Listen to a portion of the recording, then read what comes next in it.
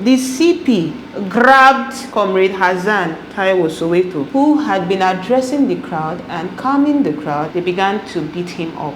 They began to stomp their boots on him. So once they kidnapped Soweto, they immediately threw tear gas.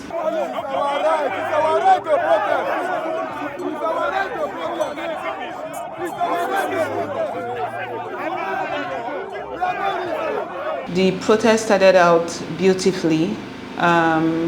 Nigerians, Lagosians from different parts of the state gathered, to express one single grievance, and that's the issue of the consistent forced evictions, across different areas of the state. And so it was a peaceful protest. And one thing the protest established is that the will of the people is the ultimate will. And so you could see that in the cohesion, in how the protest was peaceful, at least until the police forcefully disrupted the protest by firing tear gas at unarmed protesters. So I would say that the protest was a peaceful protest and a demonstration that established that the right to freedom of assembly, the right to dignity, the right to expression, and the right to inclusive development and public participation in governance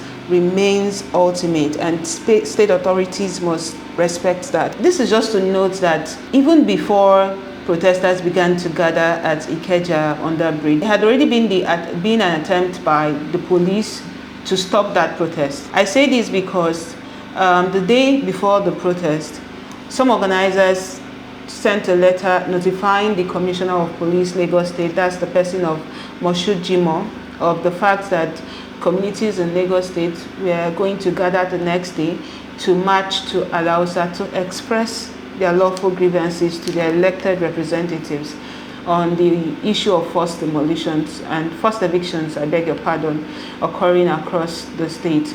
And the CP categorically rejected that letter notifying him of a protest and said he wasn't going to accept it.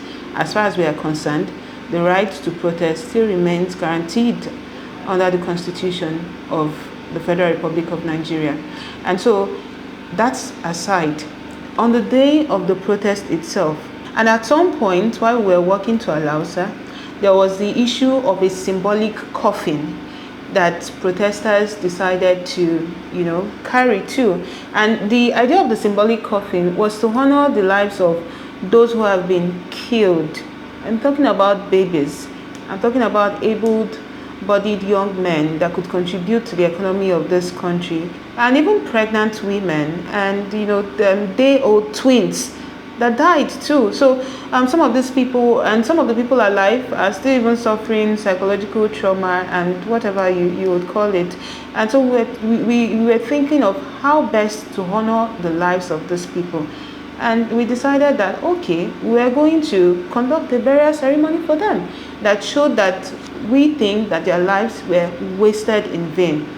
In many instances before now, where some community members have met with the governor had told them that he was unaware of the demolitions that had extended beyond state agreements in Makoko.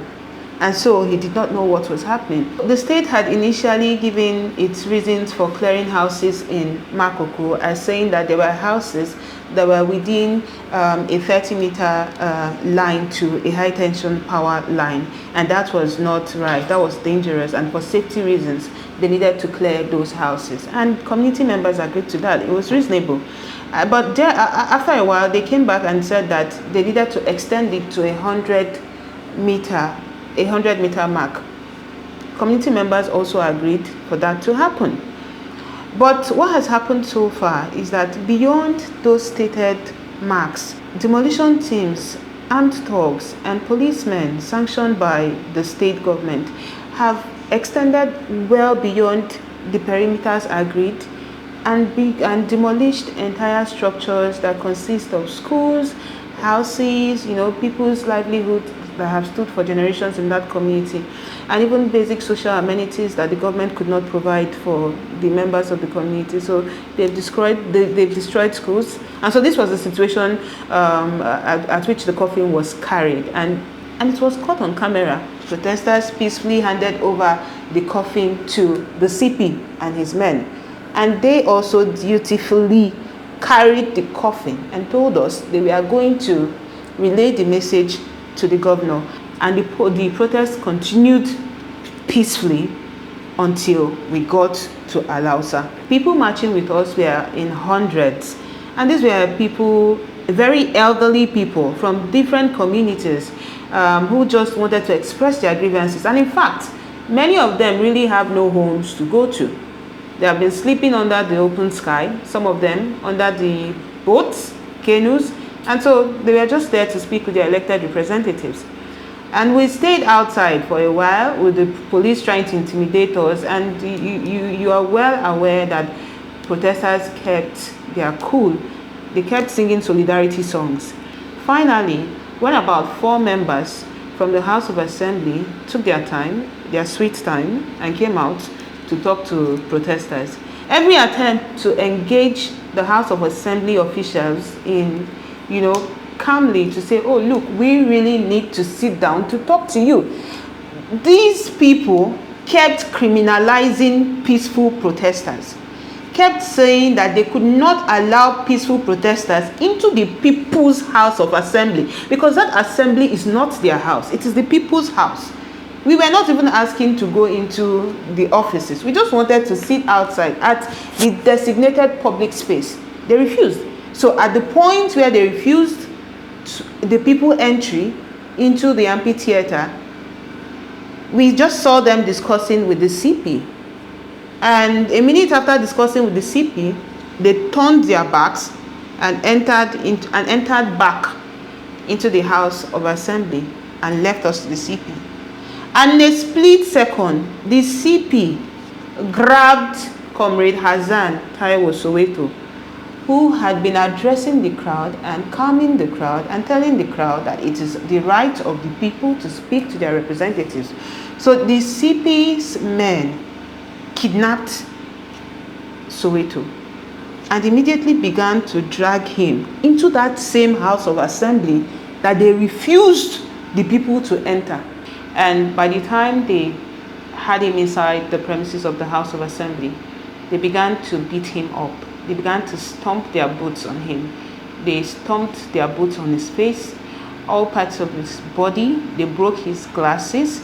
And at some point, he saw that the CP was also one of the persons beating him up. And he recognized the CP. So once they kidnapped Soweto, they immediately threw tear gas and began to tear gas the people. So in that confusion, everybody scattered. So you had old men, you had old women who began to flee for their lives. As they were fleeing, the police was tear gassing them. Remember, everything was peaceful up until now. There was no confrontation. It was just, let us go into the House of Assembly and speak to you like equals. I saw a woman whose baby was separated from her, and so she was rolling on the floor, screaming, "Omo me, Omo me. My child has just been taken away from me," in that confusion, looking for her baby. I saw another one whose nails were scraped off completely. I saw somebody, in fact, I had to be at a hospital, and journalists at the protest were also tear gassed. Some of them lost their gadgets. So it was basically a coordinated terror attack by the Commissioner of Police, Moshood Jimo, and his men. It was a coordinated terror attack. So Comrade Arole said he was coming to pick some of his things that he had left when he fled the first time. And that's how they also grabbed him. One thing the Lagos state government has been consistent in saying is that it only got into Makoko to clear houses within a particular mark to power tension lines. So all of these things are adding together into the whole, suffering of the community. And so if the government has refused to acknowledge that it wronged communities, in its actions, endorsed the killings and untimely deaths of Lagosians. I don't know what else to say.